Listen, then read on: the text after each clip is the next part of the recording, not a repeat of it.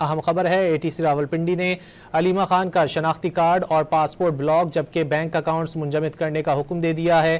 عدالت نے ضامن کی پراپرٹی بھی ضبط کرنے کی ہدایت کر دی ہے۔ اے ٹی سی راولپنڈی نے علیمہ خان کا شناختی کارڈ اور پاسپورٹ بلاک جبکہ بینک اکاؤنٹس منجمد کرنے کا حکم دے دیا ہے۔ مزید جانیں گے ڈان نیوز کے نمائندے طاہر نصیر سے۔ طاہر بتائیے کیا کہا گیا اے ٹی سی کی جانب سے؟ جی بالکل، دیکھیں 26 نومبر احتجاج پر علیمہ خانم کے خلاف تھانہ صادقہ آباد میں درج مقدمے کی سماعت انسداد دہشت گردی عدالت کے جج راولپنڈی امجد علی شاہ نے کی۔ دوران سماعت علیمہ خان ایک دفعہ پھر عدالت پیش نہ ہوئی۔ گزشتہ روز راولپنڈی پولیس نے اسلام آباد ہائی کورٹ میں علیمہ خان کے وارنٹ گرفتاری کی تعمیل کروائی تھی۔